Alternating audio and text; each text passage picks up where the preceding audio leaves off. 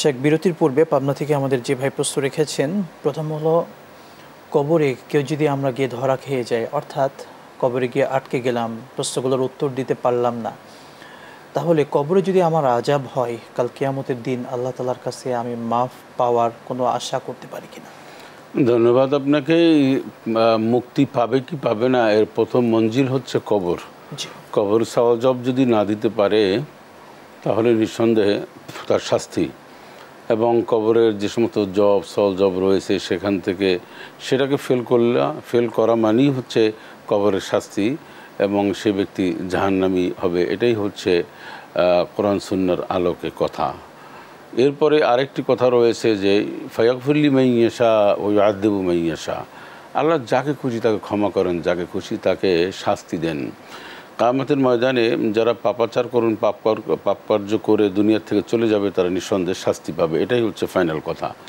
আর আল্লাহ পাক যদি কাউকে মানে শাস্তিওয়ালা মানুষকে মাফ করে দেন, একজন পাপিষ্ঠকে মাফ করে দেন, সেটা একটি ভিন্ন। আল্লাহ হচ্ছেন সুপ্রিম পাওয়ার অধিকারী, একমাত্র একচ্ছত্র ক্ষমতার মালিক, নিরঙ্কুশ ক্ষমতার মালিক, সেটা ভিন্ন। তবে কেউ যেন মনে না করে যে আমি পাপ করলাম আর হয়তো আল্লাহ দয়া করে আমাকে মাফ করে দেবে, এটার কোনো সুযোগ নাই। আল্লাহ যদি কাউকে দয়া করেন আমার সেটা ভিন্ন হিসাব, কিন্তু আপনাকে নেকির কাজ করেই দুনিয়া থেকে যেতে হবে। আর কবরে যেহেতু আপনি ফেল করেছেন, মান রব্বুকা দীনুকা মান নাবিয়ুকা, এই প্রশ্নের উত্তর দিতে পারেননি, যে পারবে না সে নিশ্চিত জাহান্নামী, বা আল্লাহ তাকে শাস্তি। এখন থেকে দুনিয়া থেকে আমাদের প্রস্তুতি নিতে হবে যেন আমার কবর জগৎ দুনিয়ায় আমাদের জীবন যাপন দিয়েছেন। যে শুকরান জাযাকাল্লাহ শেখ। আরেকটি কথা তিনি বললেন, কোনো এক কবরে উনি শুনেছেন বৃষ্টির পানির কারণে সেটা ভেঙে গিয়েছে এবং দেখা গেছে যে সাপ সে লাশটিকে জড়িয়ে ধরে রেখেছে।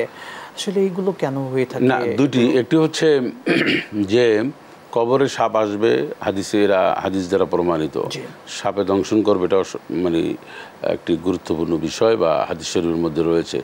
কবরটি যেহেতু ভেঙে গিয়েছে, হয়তো অন্য কোনো সাপ সাদা একটা মানুষ ধরে ওভাবেই থাকতে পারে, এটা আমরা নিশ্চিত করে বলতে পারি না যে কবরে সাপ দেখেছি এর অর্থ হচ্ছে যে মানুষটি বোধহয় জাহান্নামী, তা না। যেহেতু কবরটি ভাঙ্গা, তো সাপ তো এরকম কবর বা অথবা গর্তের মধ্যেই থাকে, এটা আমরা বলতে পারবো না। আর উনি যে শুনেছেন, দেখেননি, শোনা কথার উপরে ভিত্তি করে কোনো মাসালা দেওয়া যাবে না। আল্লাহু আলাম, আল্লাহ পাক ভালো জানেন যে ঘটনাটি কি। তবে আমরা মাগফিরাতের দোয়া করছি। এমন অসংখ্য কিন্তু মাঝে মাঝে ঘটনা শুনতে পাই যে অমুক কবরে আযাব হচ্ছে বা শাস্তি চলতেছে, অর্থাৎ নানান ধরনের সিমটম পাওয়া যায়। হাদিস শরীফের মধ্যে রয়েছে যে মানুষ দুনিয়ার থেকে চলে যাওয়ার পরে কবরে যে শাস্তি বা আওয়াজ, যে বিকট শব্দ, এটি যদি মানুষ জানতে পেত তাহলে মানুষের অবস্থা খুব ভয়াবহ হতো।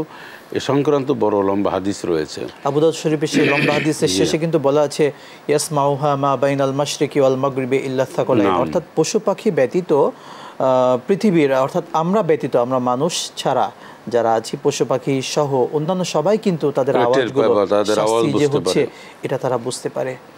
আল্লাহ তাআলা আমাদেরকে কঠিন কবরের আযাব থেকে হেফাজত করুন, আমিন।